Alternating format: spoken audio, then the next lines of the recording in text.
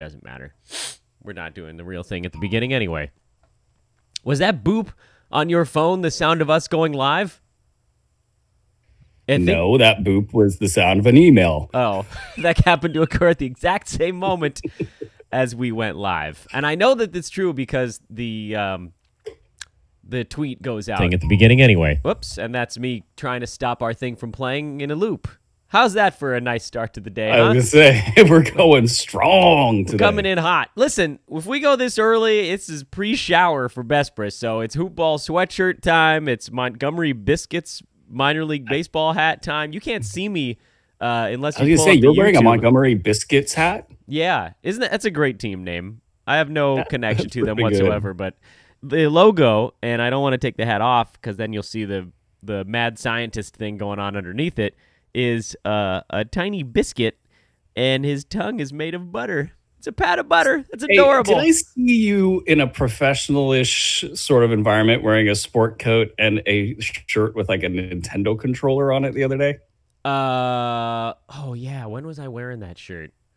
No, that was. I could have swore you were wearing a blazer. No, it definitely was not a blazer. It was just a hooded sweatshirt. But I was definitely wearing a Nintendo controller shirt. How could it be a hooded sweatshirt if I could see the shirt, Dan? Because it was one of the zip-up ones.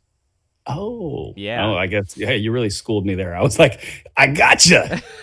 No, it was the zip-up one with the two little white drawstrings. I know what you're talking about. Is when my good friend Megan, who is the operations manager for the Oregon women's basketball team, was in town. And that's what it was. She got us third row, like, team family seats at Poly Pavilion, which was freaking sweet. And Asher got to go watch. By the way, D1 like power conference women's basketball, those women are huge, man. I don't think I realized how big they were until you get courtside. They're all 6'4", 6'5". That's crazy. You know, we're just growing as a human race, Dan. And I remember playing with the Cal Poly girls a little bit. They can play, and I love the way that they play. And the WNBA, I love the WNBA. I hope we do stuff with the WNBA going forward because, man, like Diana Taurasi, Maya Moore. I mean, these girls can just play. They got a diversity in their shot select. It's just great to watch. Is there a fantasy WNBA stuff at major websites yet? I'm betting it's some, but maybe not the big ones. Yeah. You can't see me right now, Dan, but I'm giving you the Yeah, there should be. How many times a week do I give you that signal? It's like, stop. Don't worry about it, Brew. It's not like ESPN's going to do anything about it. They can't even get their regular fantasy right. Not like anybody's watching this. Listen, all I do is complain about things that fantasy websites have wrong, and nobody ever changes it. So clearly, even if they are listening, they're not. Wait. Don't play like you don't got no pull, Mister. Ask me anything on Reddit, guy. That was fun. That was cool. That was really neat. They were very kind to invite me to do that. We had talked about it a number of months ago, and I kind of forgot because things got so busy over here.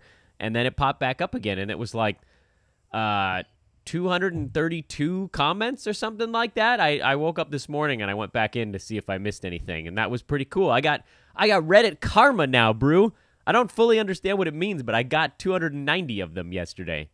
Yeah, call me old. Just don't want another thing. Like I don't, and I know I need to, and we kind of had our feelers out for a good fit for somebody to do social. I know it's important, and we'll get out there and we will. But I just like need another thing. Like I need a hole in the head.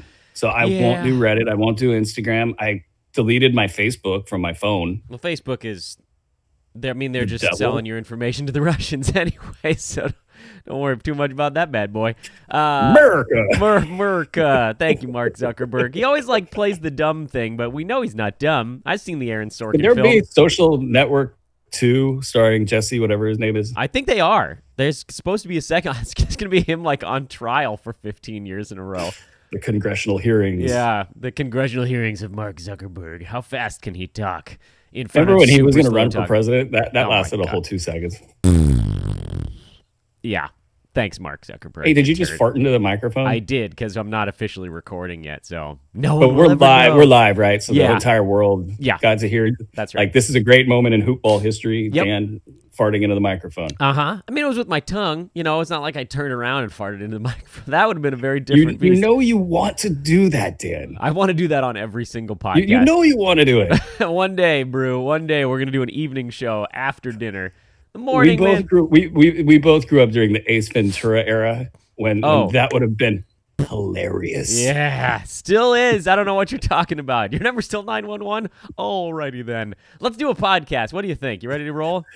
Yeah, let's do it.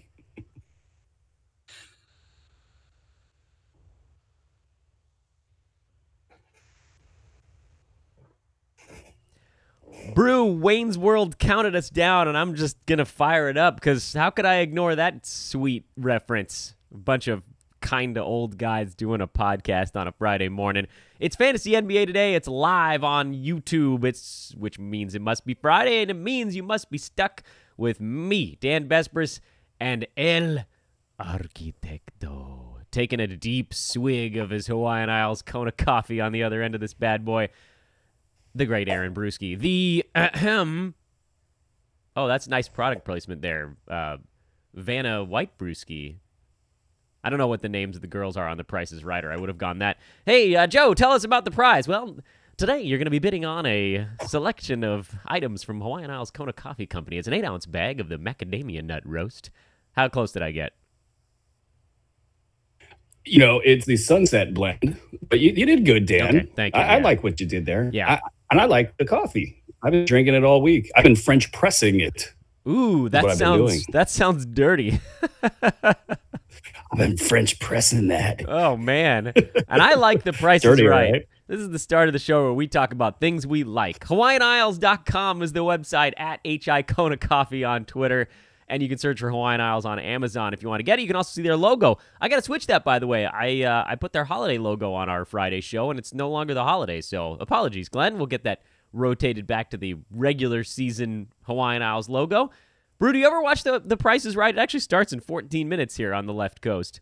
I might have to throw it on. Is it still Drew Carey? It is. And they've brought in a male model, which is probably a long time coming for the whole equality thing.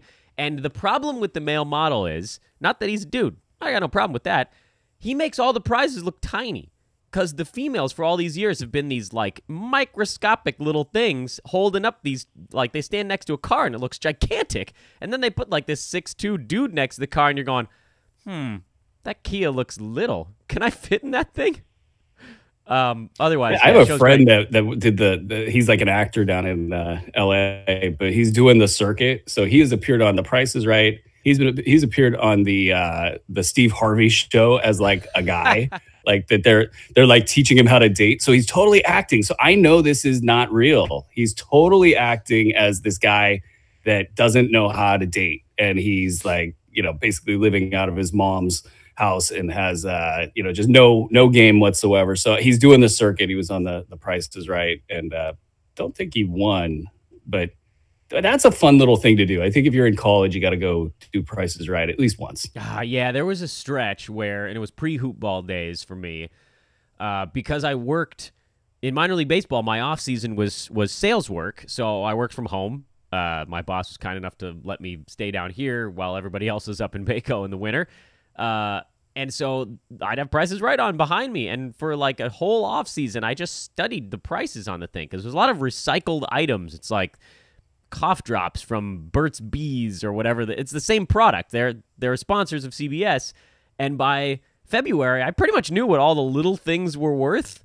I needed to get on that damn show. Are you saying that you were going to become an expert and charge like a premium price for a premium service to help win the Prices Right? No, I just wanted to go on it. I just wanted to be on the show. Did you see that episode? I think you'd be dangerous, Dan. Damn right. If that's as my dad would have said, if I had half a brain, I'd be dangerous. Thanks, Pops. Yeah, did you ever see that episode of How I Met Your Mother where Barney wins the Price is Right? Just like clean sweeps it? No. It's a good one. Yeah, check that one out. It's when he's claiming Yeah. Bob My wife did this whole spoiler thing with that show. Really pissed me off. She told me the ending. Nobody cares about the ending. That was 3 years of schmaltz leading up to it. Okay, let's talk about fantasy basketball. This is Fantasy NBA Today. That's sometimes what we do on it. But Brew and I like to catch up on Friday mornings. We talk via text all week long. And so this is our opportunity to have a little bit of fun. Dan Besbris, at Dan Besbris on Twitter. Aaron is, of course, at Aaron Bruski on Twitter. But wait, there's more. Before I ask you about some of the topics of the week, I introduced you as El Arquitecto, but I needed to do some very brief Google searching on how to say the word, let me see if I'm getting this right, Writer of the Year in Spanish? What does that mean? How do I say that? I'm not the writer of the year, Dan. Don't jinx it. Pero. Escritor del año. El nominación. Yeah. So what's going on with you, man? What's the big news? Why? So I don't like to jinx this stuff, but I got a little good news today.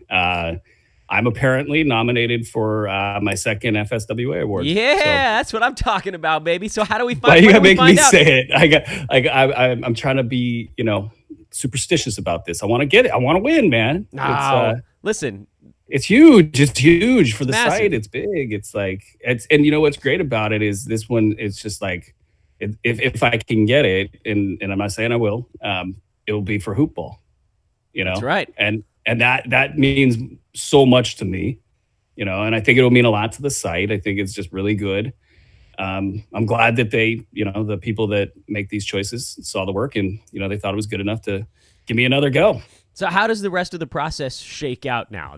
You've been nominated. There's how many of you that are in the final at this point? There are 3 of us. And let me get, I saw it this morning. I was like, yeah, but I didn't remember okay, I got it right here. It's Mike Barner of RotoWire, some good competition, and Jeff Collins from Guru Elite. So you never know with this stuff. I remember getting nominated however many years ago and thinking like, wow, that's cool, and I never. So like a month later, I got a tweet that I had won, and it's pretty cool. In fact, you know what? Actually, it's funny. I hadn't even looked at this thing. It's back here. There's this award. Hang on. Let me grab this thing. Yeah, we got video. You can show it. Yeah, here's the 2014. Look at that. That's pretty. All right, so for those listening in the traditional channels, it's a nice, is that glass? It's nice. It's a glass. I like the style. I mean, I was I was expecting like a Little League trophy. So yeah. I don't know how they make trophies. Last time I got a trophy, it was like, high school, Little League, stuff like that. Yeah, you thought you were going to get like a little gold plastic guy sitting at a desk with a pen I was going to get. And then I got this package and this thing was in there and I was like, whoever designed this did a really good job of making it cool. Yeah, so, classy. It's cool. I wouldn't be in a position to be able to, as I throw this back into the corner where it's been sitting forever. And, I wouldn't be in this position without all of the hoop ballers here. Yourself, Panda, also known as Mike Passador. Eric Ong has been a tremendous help to us lately. And then all of our staff, you guys free me up. Obviously the Bruski 150 is just something I do every year, but like being able to write on a semi-regular basis this year, it's been nice. And so yeah, I'm really pumped up today, and I'll be happy with the nomination. I'll be fine. Great competition as well. So, but if we can get it, I think that's just great for the site. Yeah, let's bring it home, baby. Nomination is just step 1. We're bringing it home. Everybody give Brew a little cheer, a little push. That is pretty damn sweet. Okay, I got a list of topics for you to cover, and then we'll get to some of the questions from the chat room, which I should probably copy over into a Word document while we're thinking about it here on the show so they don't disappear. But while I'm working on that, we'll get started on topic number 1, and that is welcome back Nico Mirotic. Huh? How about that? Hell yeah. A full, almost, knock on table, a full week of Nico. It's been great. I mean, that's what he does. I mean, you never had any doubt that if he was healthy, he would put the numbers up. But yeah, I mean, it's huge because we have a lot of Nico Mirotic here at Hoop Ball. You know, our ranking was really aggressive, and I don't know how that'll pan out with the time off. It's probably still a pretty good chance that we'll hit on that. But yeah, it's great. We need it because I mean, we do also have a lot of Thomas Bryant. We have a lot of Luke Cornett. We got a lot of Mitchell Robinson. You know, so the 1 game week over in London, you know, for those two teams, the Wizards and the Knicks, it put a lot of my teams in a bind. And when Nico was back and productive, it really helped out, you know, plugging the holes there. So, yeah, I love it. And did you tell Nico we said hi when you're hanging out in the treehouse? He told me he was a maybe. Remember that last Friday? I think you probably saw my I'm good to go, Dan, he said as he walked out the door, ankle looking sweet. And I said, nice, Nico. And then I took my little traveling road show, and I'm rolling down the block to see when Kent Bay's who he's stalking now. Bays and Valanciunas, man. It's a long drive between the two of them, but I'm making it. Oh, God, yeah. And that's the other thing. We had a lot of Valanciunas, a lot of Bazemore. So, like, we have been hurting on the injured player front. Yeah, that's a tough one. You hope that they don't all drop at the same time, and they did. They all went down at the same freaking time, and it always happens to be, I don't think this is a coincidence, December, January. It's just like when you get into the dog days of the season, dudes start to get hurt, and you just cross your fingers for some kind of luck. You know, and you have to, at the beginning of the year, know that, you know, you've got however many players, 13, 15 players, and they're all playing 82 games or scheduled to play 82 games. You have to know amidst that you're going to have about at least 80 missed games if you're lucky, you know, throughout the course of the year among your entire team. So don't get too crazy, you know, as these injuries hit. You're not alone. You know, other teams are feeling it as well. But it's been a little rough the last couple of weeks. Yes, it has. Thomas Bryant, you mentioned while you were talking about other things that hoop ballers have. There was a pretty clear reason why his minutes were down when they played guys like Steven Adams, Joel Embiid. But the last couple, and they had the double overtime game where he saw the extra 10 minutes in those, so his minutes were up into the 30s in that ball game. Why isn't he seeing 20 minutes every night? I don't get it. He hit the game winner yesterday afternoon. Scott Brooks. Ah, for heaven's sake. Can anything be done about it? It's not it's not vintage Scott Brooks where he's playing a guy like Kendrick Perkins who literally can barely run and, losing playoff series repeatedly over and over again because of it. Benching James Harden after his hot streak. You know, getting into the finals and saying, I don't want to play that guy. I'm not even bitter, but, you know, I think it was more bitter that the NBA public at large kept extolling the greatness of Scott Brooks as just this amazingly dumb thing was happening on the court. And it took them about 5 years to figure it out. But it's Scott Brooks. He likes his veterans. Jeff Green is his kind of, security blanket. They play small a lot. They play small whenever they can. The pattern they've been doing with Brian is they give him minutes at the beginning of the first and the third. And depending on how he's doing, if he's really rolling, they'll extend him a little bit. But, in the fourth quarter, they've been going with a lot of veteran lineups with Green at center. And I don't worry about it too much because I didn't expect Thomas Bryant to just play 30 minutes right off the bat. I expected him to play 20 minutes. And that's kind of more or less what he's getting. And with those 20 minutes, he's completely fine. Like, you know, almost a must-start player. In a 9-cat format, he's a must-start player in those 20 minutes. So you just deal with it. You know, you look at this long-term and you go, these guys are going to, you know, they're going to thin out because of injuries. They're going to either stay in the playoff hunt or they won't. And Bryant is a guy that they need to have on the floor because he's the only player that they have that has this kind of size and mobility that most fives have these days. Do you think Keefe and or Dwight play at any point the rest of the year? Honestly, I don't think Dwight plays. I think Keefe could come back and play, but it wouldn't shock me if neither of them played a minute for the rest of the way. They got a big culture thing with this team that they got to get worked out, and I think this is now Bradley Beal's team. What they do with John Wall, what they do with Markieff, it really is a fascinating, unfortunately, if you're a Washington fan, not a very great discussion, but when is well enough enough? Like, when do you say, all right, league, we're going to get rid of John Wall. We'll take your bad assets in order to do that.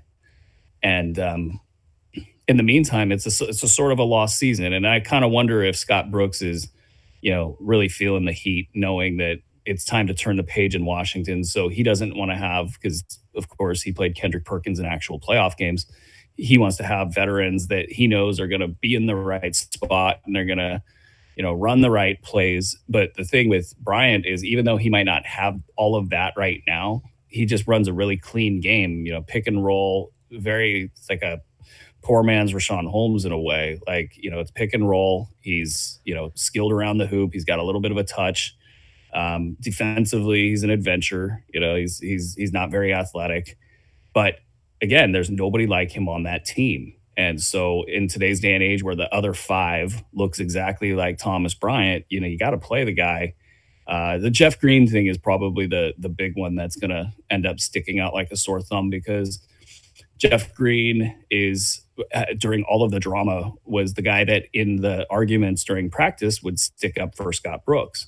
So it's kind of, not that shocking that he's the guy that's getting, a lot of those minutes at center during the ends of games. But yeah, no, just for fantasy purposes, hold tight, buy low, keep buying into it. You also mentioned the Knicks centers in our show opening discussion. Luke Cornett, and you and I were talking about this a little bit yesterday, I think. Cornett, who saw 33 minutes in the game in London because Cantor was not traveling with the team, and Mitchell Robinson, making his return, was limited to just 12 minutes in that ball game. There feels like, we're on countdown mode now, Brew. The trade deadline is less than 3 weeks away. I think we're exactly 20 days from that bad boy. It feels like Enes Kanter, there's like a 90% chance he's not with the Knicks after the trade deadline, whether that's trade or buyout. And then are you looking at 24 minutes of Cornett and 24 of Mitchell Robinson? That could be kind of interesting. I think it might be 28 of Cornett and 20 of Mitchell Robinson. So Cornett is just going to be great. Like, I'm so glad I have him on all sorts of different places. And again, he should not be on the waiver wire. There's too much upside there. He's proven it in the past when he's gotten the minutes that he can put up big lines. I mean, you're talking about big money counting, cash counting stat lines where you have, 8 money counters, and he might not rebound and he will not get assists, but the scoring and the 3-point shooting and those defensive stats are going to be there. So, I mean, he's got the look of a top 75 player down the stretch. So I think he's going to be great. And then you kind of posed this question, I think, on Twitter, where you were like, I'd rather have Mitchell Robinson. And you know what? I can make an argument for that. They both seem pretty interesting. The potential. Yeah. It's going to be fun finally to own some Knicks, because Mitchell is completely capable of, in 20 minutes a game, throwing up 3 blocks a game, I think. I mean, it's not great basketball. It's not smart, but that's what he does right now. And I think when they get rid of Cantor, they're going to just let Robinson have those 20 minutes and, just let him get his minutes and sort of feel it out. And if he's putting up big block numbers, I don't think they're going to care if he's got 5 fouls in 20 minutes. So it's a great opportunity for owners, because there has been a little bit of a doubt. There's been a little bit of a slide. I've seen Robinson actually hit the waiver wire in some leagues, and I'm like shocked, but it's happened. Yeah, I was looking at the Knicks' recent play as well. It seems like they're also dialing Vonleh back a couple minutes, and I'm wondering if that's just to preserve him for a potential trade out of town.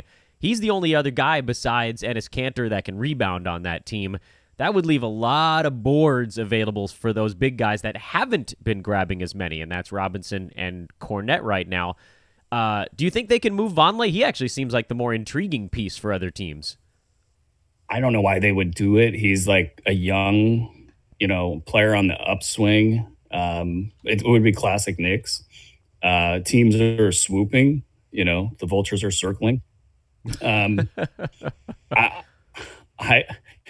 always wonder, like, these good players that are obviously underrated, the Vonlehs, the Rashawn Holmes, is like, who are those smart GMs out there? The ones that, you play with them, say, like in a fantasy league, like, I can think of like 5 dudes that like would have already swooped on this and it would not even be like a question. They'd have known it before everybody else knew it. And I just wonder out there who those GMs are. The Sixers, like, are great. They've expressed interest, at least the reporting is that they've expressed interest. And that would be a great landing spot for him, not for fantasy, but just reality basketball, because that would eliminate some of their, depth issues. They don't want to be playing Wilson Chandler much at all. Muscala's been good, but, in terms of today's game, you want a pretty athletic 4-5, and that's what Vonleh is. So his fantasy value might be in a pickle right now. Yeah. That's for sure. Let's talk about one other center whose fantasy value just hit the tank, and that's JaVale McGee in Los Angeles. And I have a decent amount of McGee, actually. It was one of my late round grabs that I felt pretty good about. He's been a disaster since pneumonia and since LeBron and Rondo went down, and it feels like it's all fairly straightforward. And he was a guy that was making his cash this year on effectively lobs from LeBron and from Rondo. And that's not happening. And then he's an asthmatic to get pneumonia on top of a person who's actually built with breathing issues already. That doesn't seem like a very good sign. And so the Lakers have kind of gone with a center by committee approach this week, where Tyson Chandler got more minutes in their last game. Ivica Zubac was outstanding in Oklahoma City. He seems to have pretty good rapport, actually, with Lonzo Ball. There's some chemistry there. Does this fix itself for JaVale when LeBron and Rondo come back, or has he coughed his way out of the starting lineup and his value is in the toilet the rest of the way? What do you think shakes out? That was an excellent coughed his value into the toilet. Well, I mean, what are you going to do? Poor guy got the consumption. That doesn't happen to 30-somethings very often, but here we are. Well, here's the thing. I think Zubac for Lonzo is like he can catch. And so Lonzo looks at it as this guy can catch the ball from different angles. He got Steven Adams out on an island in a key play last night, and he knew that he had 5 different places that he could put the ball that Zubac would catch it. And I don't know that McGee or Chandler are bad at the catch, but Zubac just seems to have a little bit better hands in that regard. So there's probably chemistry there with the other players.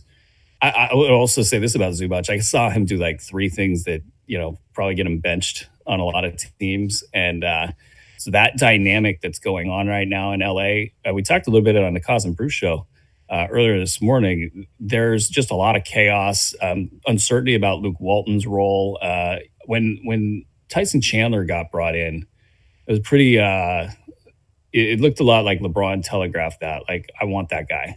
And then Tyson Chandler just now started. So you wonder, is Chandler LeBron's guy? And to your point about LeBron and Rondo returning, yes, that's absolutely going to help all of the centers get their easy buckets. McGee probably, if I had to guess, averages 18 to 20 to even 22 minutes per game the rest of the way, which is more than enough for fantasy value. Yeah. Okay. Well, that's it's not what you were enjoying for the first. I mean, top teams in the league, in fantasy leagues, almost all of them had JaVale McGee because they got him for nothing. There was no way that he's putting up top 20 numbers. Exactly. His 30 minutes a game thing was never going to last. You knew his body couldn't handle it. It's just been the way that we've gotten to this point, I think, has been kind of a shell shock for teams that have him, because it was like, he's rolling. He's in the hospital? Yeah, but in one of my big money leagues, the leader had just this massive lead. He had McGee, and then he had like Danilo Gallinari, and like all these guys that are just exceeding expectations. And now he's starting to come back to the pack, and that's good for me because I'll be the first to admit I was slow to get on the McGee bandwagon, and so I don't have any McGee anywhere. I got 2 McGees. I'm McGee free, man. I got 2 of my 4 money teams have McGee on them. One of them I can afford to bench him. The other one's a start everybody head-to-head thing. So he's in there regardless of how this thing shakes out. But you're not dropping him. That's the big point here. God, I hope somebody does in my other leagues. I could really use blocks. And he could still be really good in those 18. I mean, he can be a top 75 guy easy in 20 minutes per game. So it's not like a funeral right now for McGee. But it's something to watch because if Zubac is good, he presents a little bit more mobility. And in today's game, that could play. And so we'll just have to see. I think the Luke Walton stuff, though, will drive a lot of this. Speaking of other guys that can block shots, what's your thought on Maxi Kleber these days? Because the Dennis Smith Jr. illness, I'm putting air quotes around that. Again, we can't see one another. The Dennis Smith Jr. illness seems to be lasting a while, and Kleber's seeing most of the minutes because they've moved Doncic from the 3 to the 1, from Barnes from the 4 to the 3, and now Kleber's playing 28 minutes a game. He's awesome in 9-cat in starters minutes. Well, Kleber was on the radar probably like 4 weeks ago because he was at about 1.2 blocks per game then, which you don't see. And more importantly, is just the way he was playing on the court. Like athletically, he stands out. So he, you kind of started wondering, why isn't this guy playing more?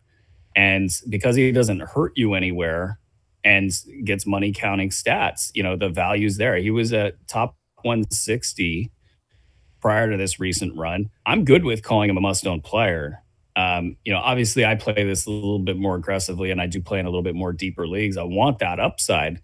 There will be a Dirk Nowitzki farewell tour, especially the closer that the Mavs fall out of the playoff chase. The sooner that happens, then they're going to shift gears and you're going to have a lot of disruption to that front court, but hopefully not enough to where it matters. I mean, you can play Dirk in a farewell situation. You could play him 18 minutes a game, but it could get a little ugly in, the 3 weeks to go mark for the end of the regular season. They're out of it. They're tanking. They don't care.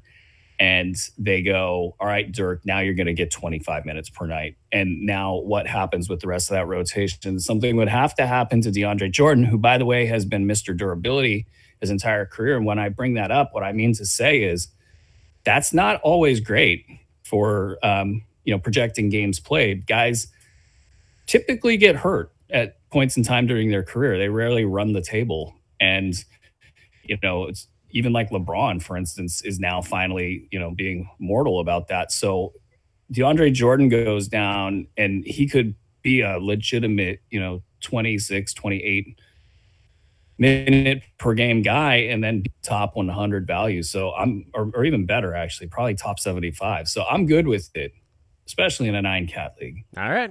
That's, pretty much where I'm sitting on that bad boy too. Okay, I got no good segue to get to the other stuff on this list, so I'm just going to jump straight into a few things. Minnesota, it seems like for all the talk of massive changes with Tom Thibodeau gone, things haven't really changed all that much. Maybe the culture, maybe the atmosphere, but from a who's on the floor standpoint, it's still generally more Taj than Dario and still a decent amount of Derrick Rose. Everything seems okay. Yeah, it does. You didn't see that potential large-scale change that you were kind of watching to see if it would happen. The injury to Tyus Jones is a big deal. He doesn't. That look probably 2 to 3 weeks at best. I know that the timeline is sort of eased up, but when he's not going to be out there, that means you're going to get more Jeff Teague, you're going to get more Derrick Rose, and especially in the case of Rose, but also in the case of Teague, they probably don't need to be playing big minutes at this stage of their careers. So you do have some potential there for this team to start to disintegrate a little bit. Does that help anybody? Josh Okogie's numbers have been really bad. Yeah. Like, the percentages are terrible, not productive enough to offset that. I mean, he's been a top 300 guy. Woohoo! He's on a 30-deep team. Brandon Ingram, fans unite. Like, that's what standard league players just can't have. So will there be a player that emerges? And I don't think the answer is yes. I mean, Gorgie Jang is going to have a cat injury for that to happen. For him to be valuable in any way. Dude, by the way, I'm sorry, I have to comment on something. Brandon Ingram is 85% owned in Yahoo leagues. What? It's absurd. Like, it's name. That's the power of name. That's crazy. We're talking about 2 years of solid data where it's he's not a fantasy producer. It's just not going to work. Terrible free throw shooting, doesn't hit the 3 ball, doesn't get many steals and blocks, high turnovers. He's bad in all of the important categories. Well, hell, he's bad on the floor. Yeah, he looks totally. It's I mean, rough.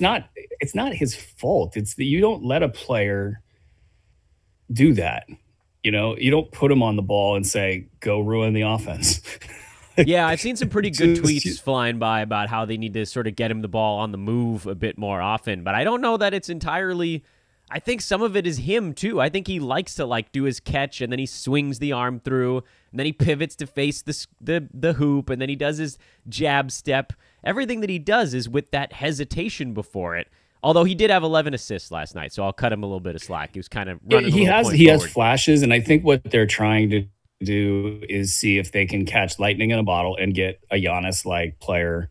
You know, Giannis, for, you know, when we sat at Summer League and talked with Buck's, I'm forgetting his name, assistant coach at the time, and asked them about his point guard stuff, like that prior to that year, he was really not good in the box score. I mean, he would score 12 points, two assists, a steal and a block type thing. And then came the explosion. And so I think that they're hoping, Mike Sweeney, by the way, is the name that I can't remember because I haven't had enough Hawaiian Isles Kona coffee. Glenn's like, authentic. I'm like, let's just hijack the segment here.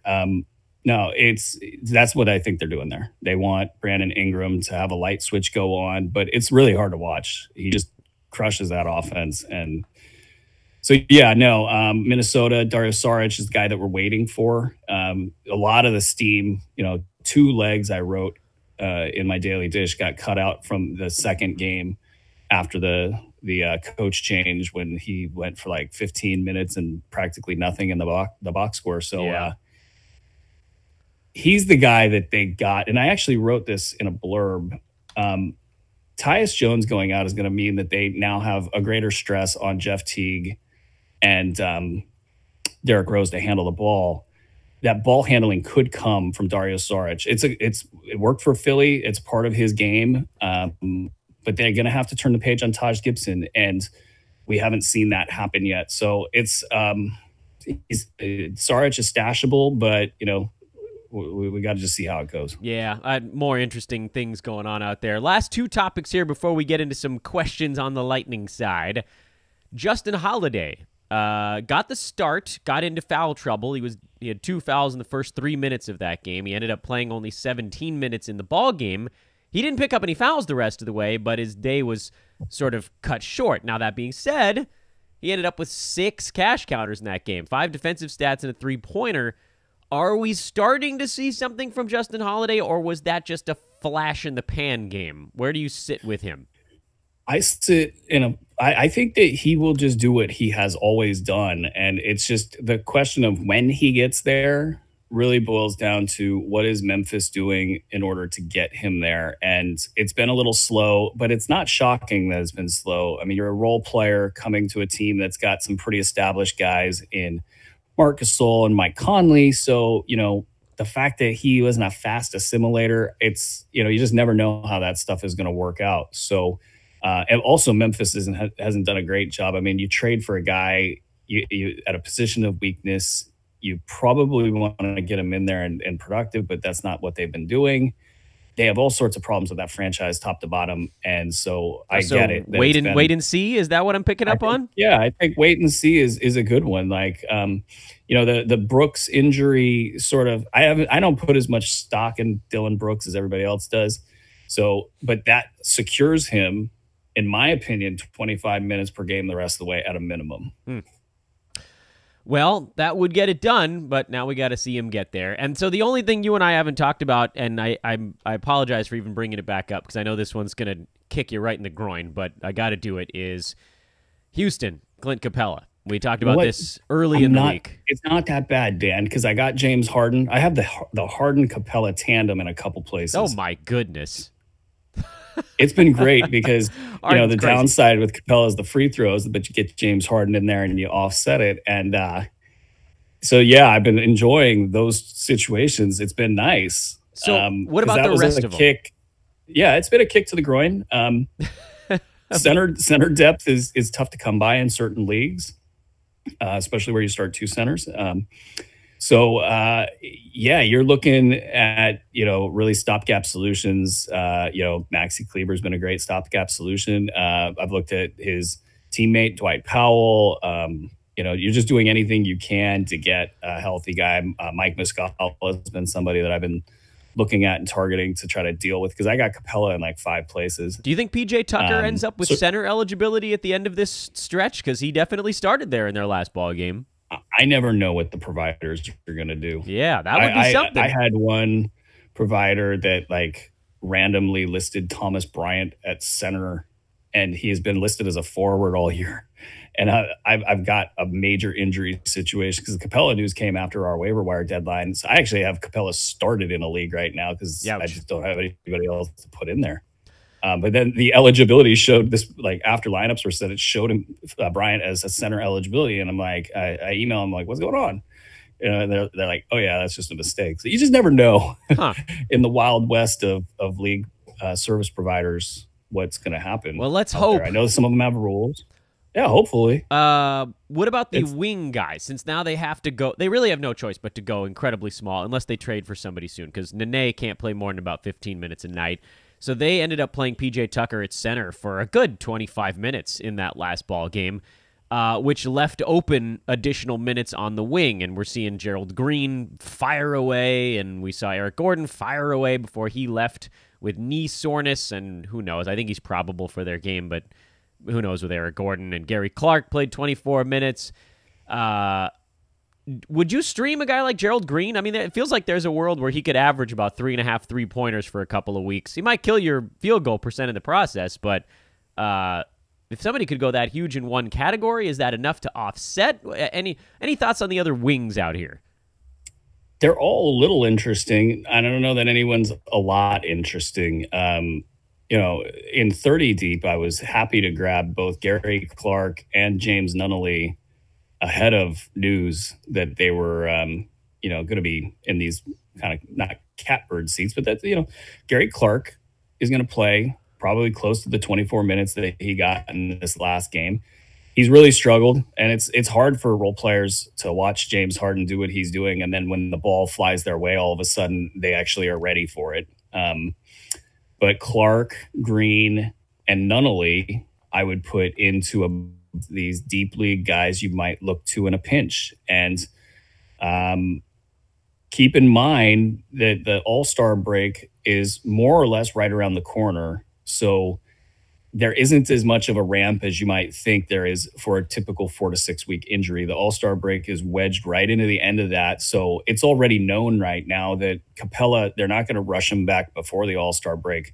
They'll let that break be the end of his absence, and he will return either the first game back, or if there's any sort of complication, obviously they'll hold him out. But you only have about 3 to 4 weeks here to use these guys tops.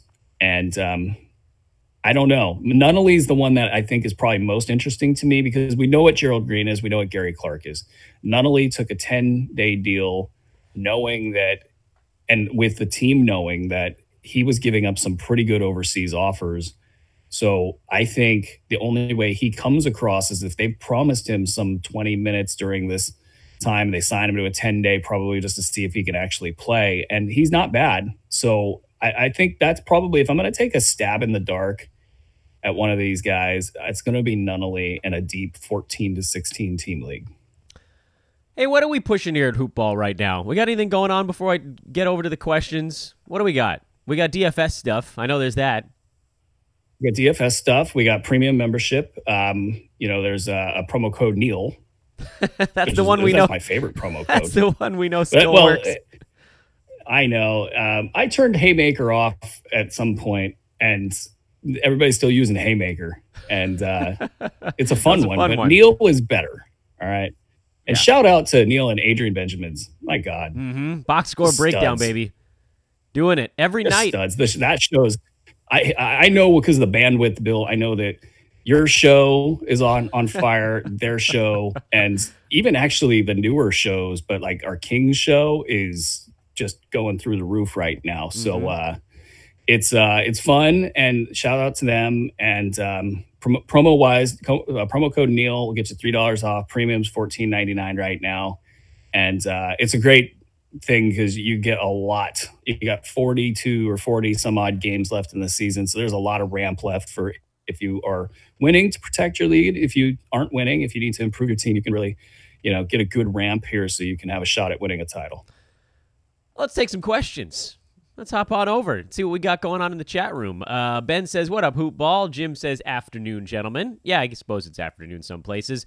VP, are we going to see a Josh Richardson shutdown or rest? He's been horrible. Would you trade him for Otto Porter straight up? I think I might have made that trade even when he was playing better.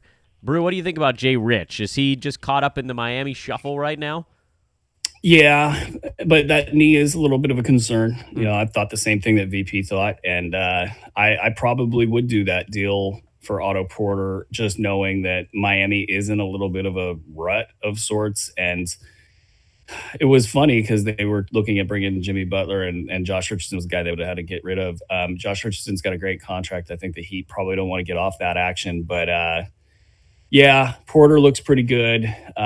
Porter also in trade talks. He could land at a place like Sacramento, and I don't know that would be a bad thing, actually, for his fantasy value. He's ranked higher than Richardson on the season right now anyway, so I don't know why anybody would stop and even think about that one. Otto's been great, and he's been dunking for the John Wall-less Wizards.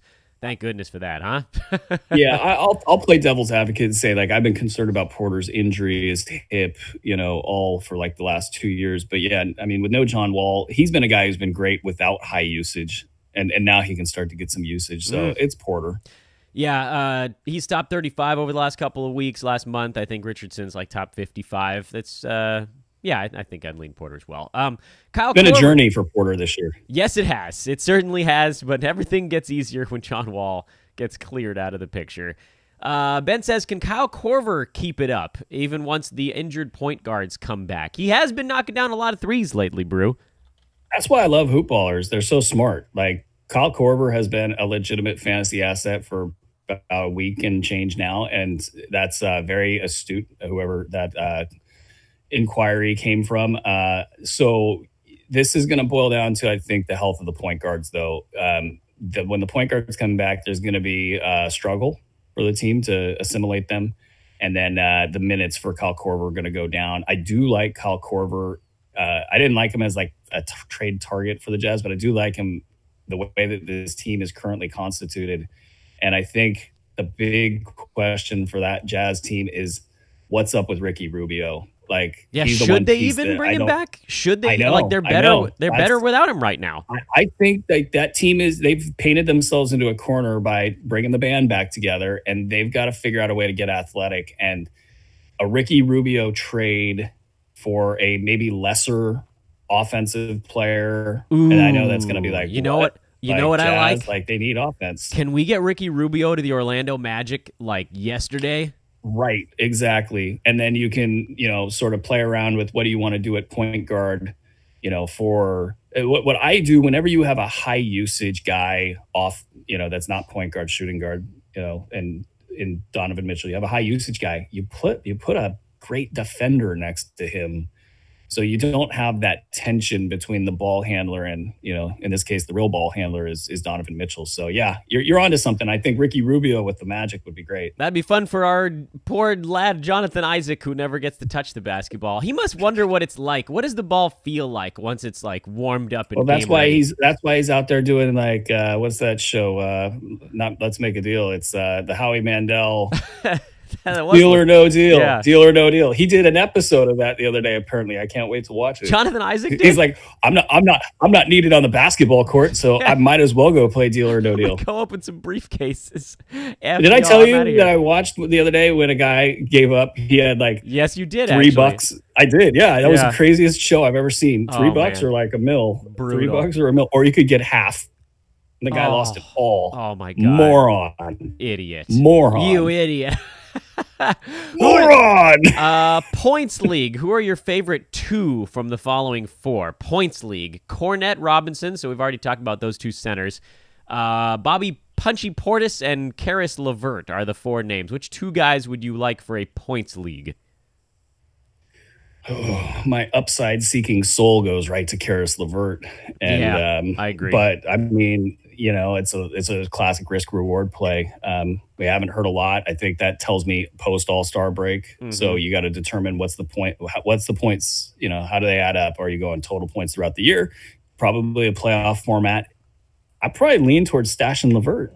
Yeah. Thoughts on which other guy? Robert Portis, Luke Cornett? I assume it's between those two guys in a points league. Yeah, exactly. I would go Cornett, I think, even though things might be shaping up pretty well for Bobby Portis with the way things appear to be heading in Chicago. Yeah, and he's not a bad points league guy either, just because there are some holes in his fantasy game, and with points, you sort of thing like legitimately like 18-7. You know, I think would be like the upside I would probably look at for him. Yeah, and I think Cornett can get that, you know, in 20 minutes a game. You like Cornett or Kleba? For standards? Yeah, standard. Cornett or Kleba? Oh, Cornett. I'm sorry. The coffee hasn't fully kicked in. It's Cornett. I didn't set that one up for you very well. Looking to stream a player for Sunday, who is the better drop if I was going to stream a slot? Would you rather I drop Bobby Portis or Thomas Bryant if I had to? Again, this is like... You got to drop Bobby Portis. Yeah. Plus, Jim Boylan was on my list of things to talk about, and I just dodged it because it's just so ugly. I don't even want to think about it. God, what he's done to that poor Chicago roster. They have so many fun... Is it him, though? It's not him. No, it's Garpax, and really it's Reinsdorf. At the end of the day, it's Reinsdorf. And it's the tank. It's the tank. There's like, you know what? Don't have any fun out there. If you have fun, you might accidentally win a ball game. Reinsdorf got into it with Michael frickin' Jordan. I mean, come on. Yeah. All right. Yeah. But it's a tank. I mean, that's like the least. It's one of the most obvious tank jobs in the league right now. Because at least Wendell Carter's thumb thing wasn't like a 10-week injury. Yeah, just to be safe. Yeah, that's the other. Like they're tanking, but they're tanking by sort of playing all of their guys. It's a strange move. It's Mavericks like, I guess. Derek Jones Jr., is he a hold through these ups and downs right now? He is, because the value's there. I mean, he's easily a late round value, depending on when you take your measurement. And so, and when I say that, you could actually sneak him into the mid round if you want to just encapsulate his good games. So yeah, no, you got to stick with him. And I think this time for Miami, like eventually, especially as we approach the trade deadline and things really shift around the league, I think they come to a realization that they can't play James Johnson into value for his contract. They can't play Dion Waiters into value. Hope so. You know, and it's coming to a head. Like Dion Waiters is not happy. And I don't blame him. And Ira Winderman kind of sided with him as well. You're telling me that I can't play until I prove it, yet I cannot play because there are too many players here. Mm-hmm. So what are we doing here? And that's Miami in a nutshell. Yeah, that was fun when Dion Waiters decided to blow off some expletives. Oh, my God. What a time. What a time indeed. Next question. Reunite that guy and Kyrie Irving. Come on, league. Let's do it. Yeah, give us the things that we hope for, and that's additional silliness in the NBA. Looking for points, rebounds, and blocks, but maybe, Brew, I might just have you rank these guys anyway. They're all kind of interesting. We've talked about a few. Maxi Kleber we've talked about. Mitchell Robinson we've talked about. 3 new names to throw into the big man mix that we haven't mentioned yet. Rashawn Holmes, who we obviously love more than life itself over here. JaMychal Green and Alex Len. I know you love Rashawn Holmes as I love Rashawn Holmes, and Brew will be soon invited to the Holmes Thanksgiving meal. I was going to say, I'm pretty sure I'm invited. Yeah. The question is can I bring a friend? Yeah, I know. We need a Brew +1 on that Thanksgiving thing. JaMychal Green, Alex Len. What do you see for those guys the rest of the way? Could Len emerge if Dedmon gets moved? Well, Len has sort of almost already emerged, but not in a long-term way. Like, he's been a lucky plug-in for me for the Capella stuff in leagues, in Draft Masters leagues, where I just got to have him sitting on a bench somewhere. He's not going to be consistent. That's not a part of his DNA. It's, we got enough tape on him to know what he is. Could he be a standard league guy? Absolutely. Is he worth stashing? Debatable. You really need a center, and the timing of how you're going to do that probably comes down to how the Hawks handle the Dedmon stuff. Your other guys, Robinson, Kleber, I'm going to rank them, Robinson and then Kleber. And then what were the other two that were hanging on there? We Rashawn Holmes and Holmes Jermichael is number one. Jermichael Green is on the list as well. He's been playing well again lately. Yeah, Holmes has been a top 20 guy, depending on your measurement, over the last 2 weeks. Oh, somebody asked me on Twitter if it was time to drop him after one dud, and I almost lost my mind. I don't want to pick on that dude. I'm sorry. Shouldn't have even brought it back up. Listen, it's not everybody does this for a living, and it's when you're evaluating these fantasy assets, it's so easy to not know that Rashawn Holmes has been an early round guy. It's really easy to not know that. He's been unreal. He's been unreal. And when you watch him, and this is the thing that just kills me, because in Sacramento, they're trying to find the next small forward, and they need a big man like Rashawn Holmes. Like they could transform their team into damn near middle tier playoff team. Just add Rashawn Holmes and done. I would say if they added Rashawn Holmes today, I would put them in as the 5 seed. Just done. I would bet a lot of money on it.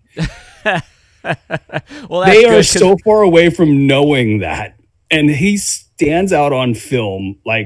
You just watch the defensive stuff and you go, wow, what amazing defense is being played right here. Defense, and then offensively, he's just as good. So it's what are we doing, people? Why is this so complicated? I'm so blown away. I did send Daryl Morey a tweet.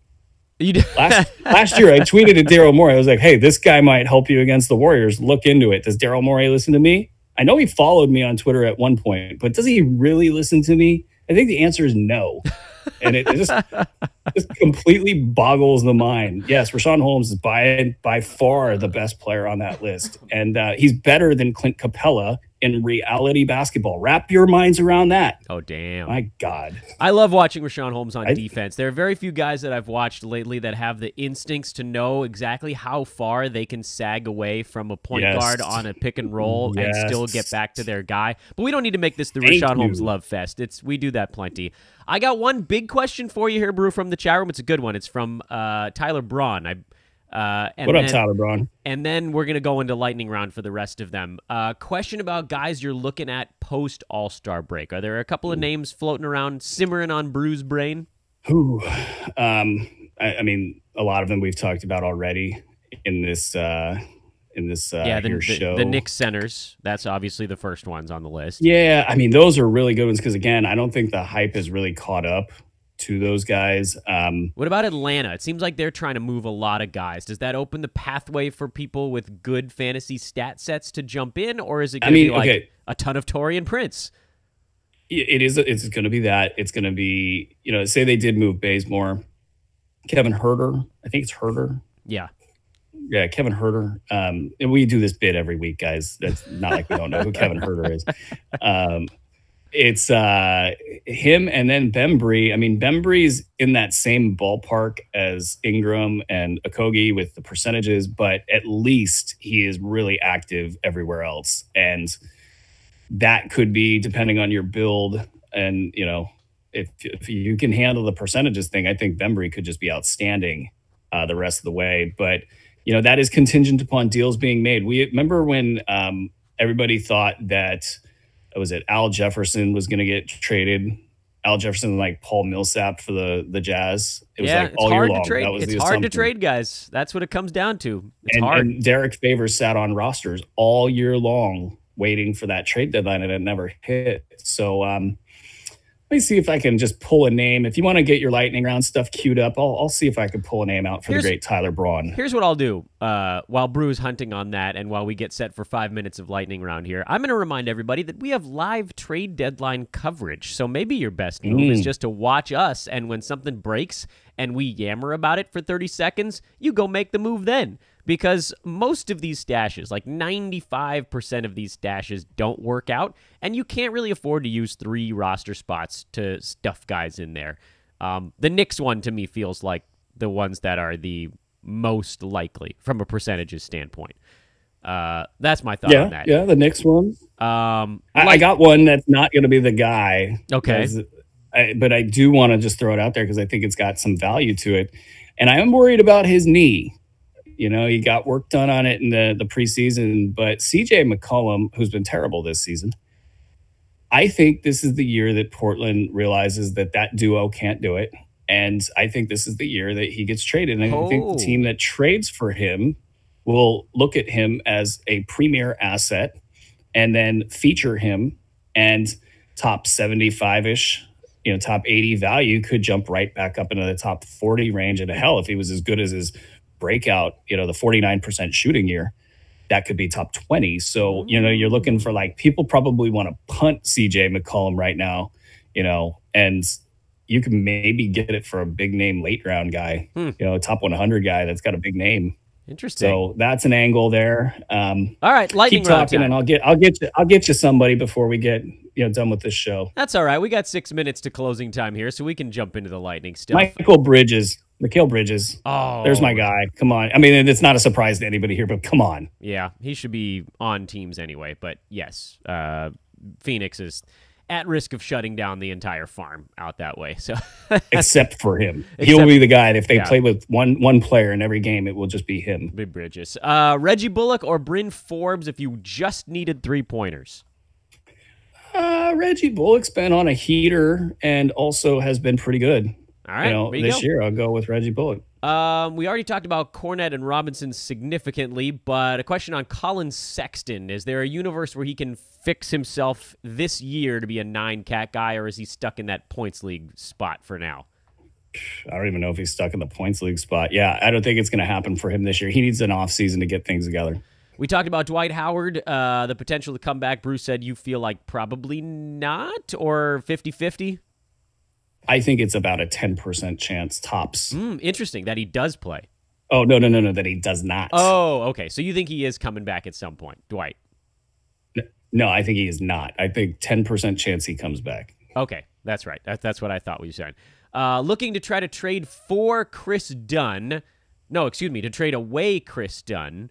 What shooting guards are around him? I mean, this one is one where you may need to do a little sleuthing yourself, my good man. Pull up the ranking list, look at where Chris Dunn is, and look at who's shooting guard eligible right near his name. It's going to come down to your league. Unfortunately, we can't really tell you what people are going to buy on because we don't know who you're playing with.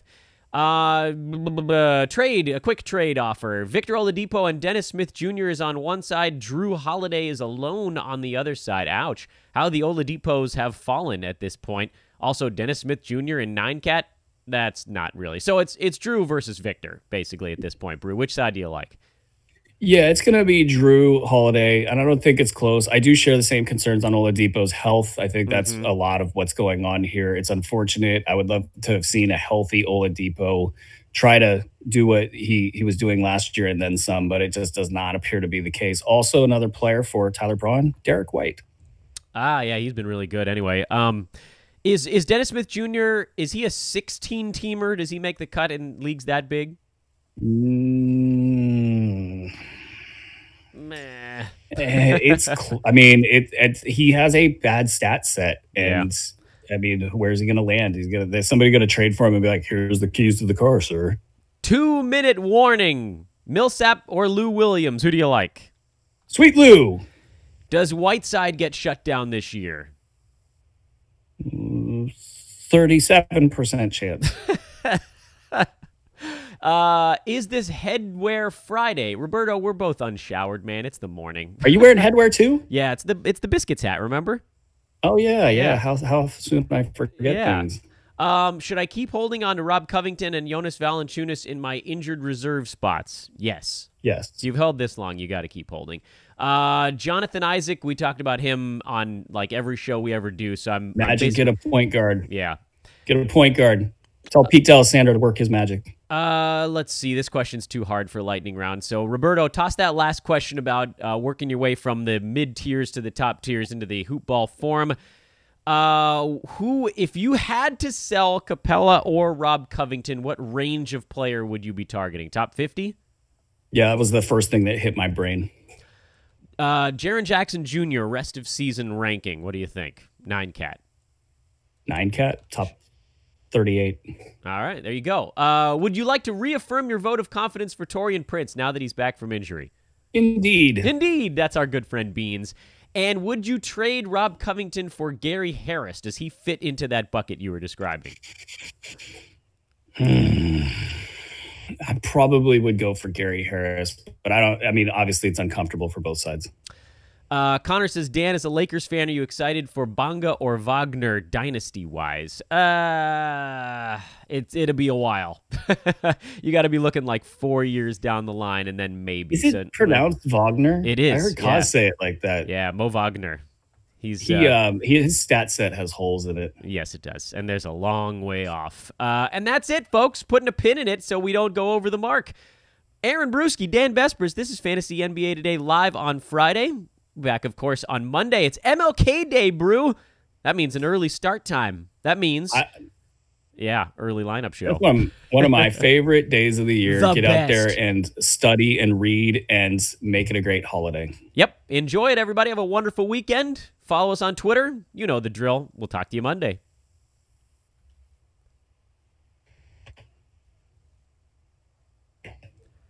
This is the part when Dan tries to figure out